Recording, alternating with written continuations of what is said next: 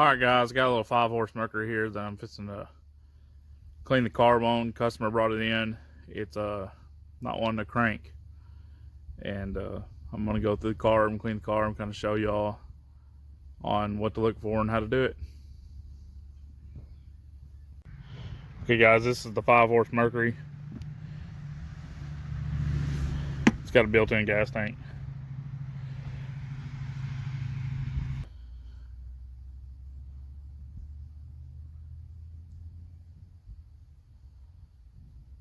To start, get access to the screws. There's 2 Phillips heads, one right there and there. We got to take it off to get the breather off. Once you get the 2 Phillips head screws loose, the breather cover will just come off, and there'll be 2 bolts right here you got to break loose. Okay, these bolts will be a 10 millimeter.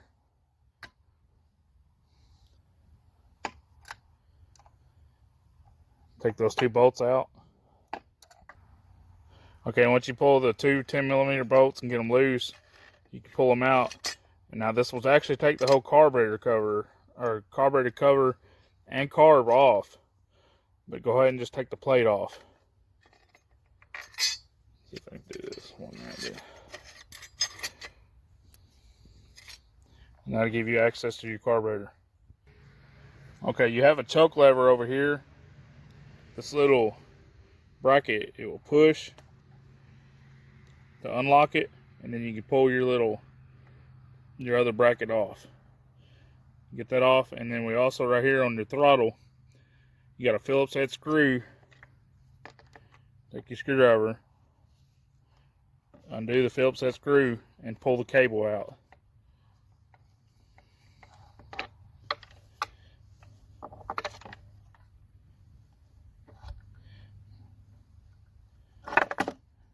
Once you get the cable pulled out, all you'll have left is you got a fuel line back here in the back behind your fuel pump on the carburetor. Take that fuel pump line off, and then the whole carburetor will come out of the motor. Okay, and once you get your fuel line off, but be sure not to forget there's a shutoff valve over here. Be sure to shut your fuel off. And then you can just pull your carburetor completely out. Okay, to get access to this fuel bowl, we're going to go in right here. There's 4 Phillips head screws you got to take out. They're Phillips or flathead. But take those 4 screws off, and that'll get you access to your fuel bowl. Okay, once you get your 4 screws out, you should be able to separate this carb bowl from the carburetor. Pull the carb bowl off, and you can see access to your float. Right here is your high-speed jet. I'm betting that is the cause of what's wrong with this. It's not real bad up in the carburetor. It's got a little stuff, but not nothing too major. Okay, to get your float off, you either got a Phillips head screw right here that all it does is keep tension on this pin. You can just loosen that Phillips head screw just a little bit, and that pin will slide out. Once you get your Phillips head screw loose, you can take and move your pin, and it'll slide right out. And then you can pull your float. And you want to check right here on your float. Make sure that this needle right here, that the rubber tip on it is still good. This one doesn't look too bad. Okay, to get this jet out, you take a flathead screwdriver, make sure it fits in there good, because this is brass and it's easy to strip. But get you a flathead screwdriver, and you want to take this jet out of here.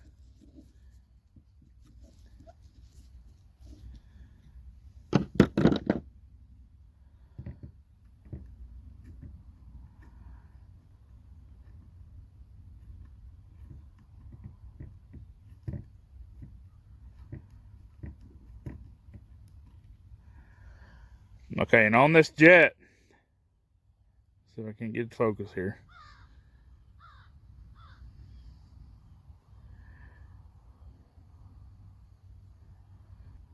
Okay, on this jet, you want to be able to see through it. And I can see through this on this motor, but very little. There still is a little bit of an obstruction in this jet. Okay, now I just cleaned it with some carb clean. And as you see now, you can see through it pretty good.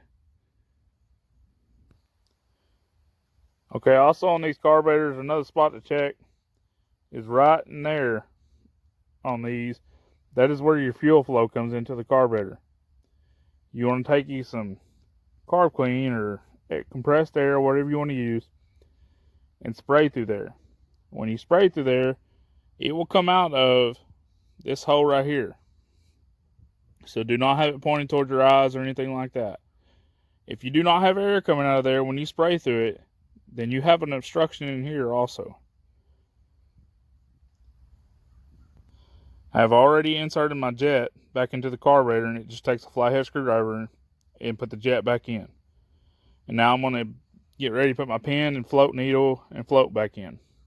Okay, when you get ready to put your float back in, you want to have that needle on there just like that, and make sure that it's on there's a point right here, make sure it's hanging. And you want to put it back in the hole. Make sure that needle goes down in there, smooth and no obstructions, nothing like that. And then you just take your pin, and your pin will slide back into the slot right here.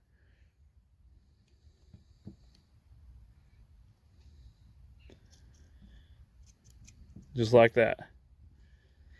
And then tighten down your Phillips head screw, and all that does is lock that pin in. Okay, once you get your float installed, you want to look at it and see if I can get this thing to focus. Okay, once you get your float on, you want to be able to look up here in this needle on this float, and as you push up, you want to see that needle moving up and down. You can see it right there on camera. That's what you want. You don't want that needle sitting still. If that needle sits still, then you got problems. Okay, now I've got my bowl and high-speed jet and my fuel valve and all that stuff cleaned out. Now I'm going to clean this carb bowl real quick. Let's just get that little junk that's right there in it out. And once I get that out, I can put my carburetor back together. Okay, now I have my carburetor bowl cleaned out. It's now ready to put it back on the carb. It will only go one way. Put it back on there. And then don't forget your 4 Phillips screws that go around it. Okay, now that I've got my carburetor cleaned, it's time to put it back on the motor. Put your carburetor down there like so. And then you got your 2 10mm bolts in this plate. It's going to be a little tricky. It's got to go through the carburetor.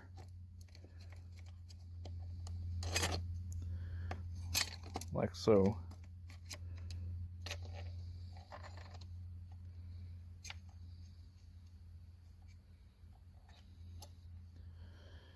And then it's going to take 2 hands. Let me put this carburetor back on. You just slide your bolts back through and start them. Okay, guys, once you get your 10mm bolts started and put back in, be sure these 2 tabs right here are facing up. You want to put your choke lever back on, and it just slides in this garment. Slides right here in this garment, and you want to push it down to lock it in. You lock it in like that right there, and then your choke will work.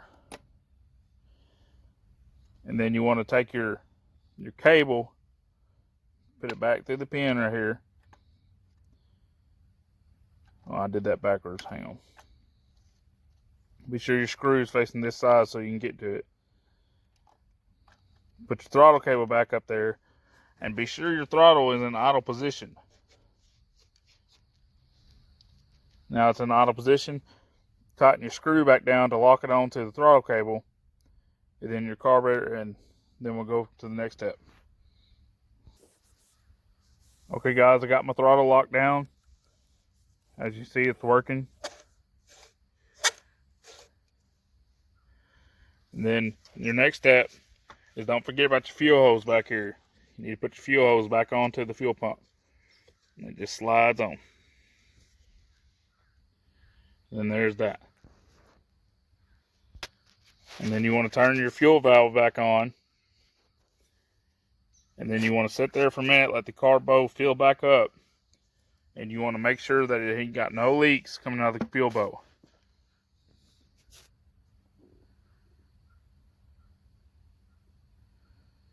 This one looks pretty good. I ain't seeing no leaks or anything. Okay, now I've got my carb on, fuel line on, choke lever on, throttle plate or throttle cable on. Don't forget about this little plate right here. This is your breather cover. It just goes on. It just takes 2 Phillips screws. Then once we get this on, I'm going to put it in water so the impeller's not dry when I'm trying to crank on it. And we're going to see if it'll run. Alright guys, now as you can tell, now we got the carb clean. It's running pretty good. Piston's working. This one doesn't have a strong piston. It's very, very tiny.